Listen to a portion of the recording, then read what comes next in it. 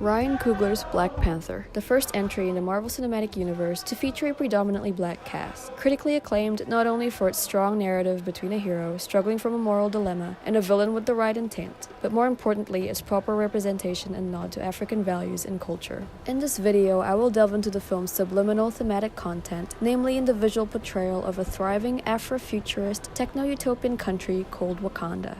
Unlike mainstream superhero films with character-centric plots and a clear sense of good versus bad, Black Panther manages to shift its focus from T'Challa versus Klaw to the country of Wakanda and its citizens, which is essentially a vision of an African country untouched by colonizers. The said nation is home to the strongest and most in-demand metal on Earth called vibranium. As a result, citizens of Wakanda vow to protect the resource by hiding from the rest of the world. This can be interpreted as an underlying symbol of the fears of black society in terms of being taken over, and the need to protect their rights and identity from the likes of racial discrimination, oppression, colonization, etc., which echoes the African diaspora in their history. It is an allusion to the Wakandans' overprotection of their precious vibranium from outside threats and exploitation. Wakanda is more than just a conceptual cinematic art of what could have been if not for the injustice of oppression and white dominance. The Wakandan nation itself is an emblem of issues affecting modern-day black life, tackling what it means to be black not only in America and Africa, but also in a more general sense. There isn't enough representation in Hollywood for other cultures due to its white-dominated nature, and there are many moments in Black Panther in which this is addressed, proving it is very much aware of its own cultural footprint in the period of its release. In this interrogation scene with Klaw, the film shines light on the ignorant Western views towards Africa, particularly evident in Everett Ross's character. That's a nice fairy tale, but Wakanda is a third world country, and you stole all their vibranium.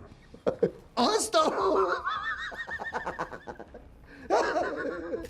of it! This is also just as prominent in the scene where Eric Stevens, alias Killmonger, corrects a white museum staff about the origins of the artifacts on display. It doesn't just serve as a reminder of the very fact that white society has continued to unjustly steal from his culture over the centuries, but also addresses having to deal with this level of ignorance and appropriation. However, instead of dwelling on criticizing white society, Coogler uses Ross as a comic relief in the film, swapping him as the minority to ironically hint at whitewashing in Western media. Don't scare me like that, colonizer.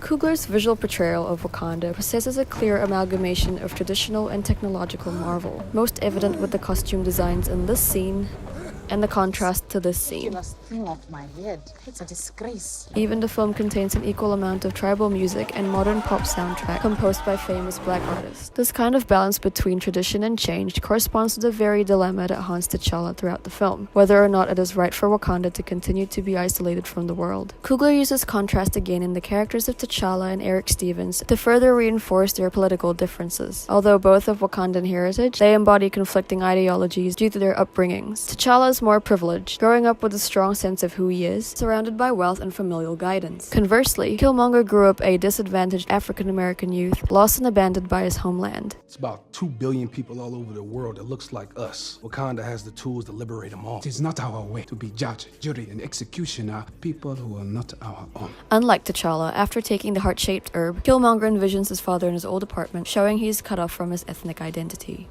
Just bury me in the ocean with my ancestors that jumped from the ships, because they knew death was better than bondage. Killmonger's actions are what ultimately inspires T'Challa into going forward with a more globalist policy by opening up Wakanda to the world at the end of the film. This is a compelling character development of a transitioning king, and at the same time provides closure to his moral dilemma, approaching the middle ground to all the political extremities that caused the Wakandan Civil War. Black Panther's blockbuster success has significant impact on not just the superhero genre, but black society as a whole. Besides conforming to the Marvel formula, it is a film able to revolve around a fictional society that empowers an entire culture overlooked by white dominance. Hence, a step into further exceptional representation of minority groups in Hollywood.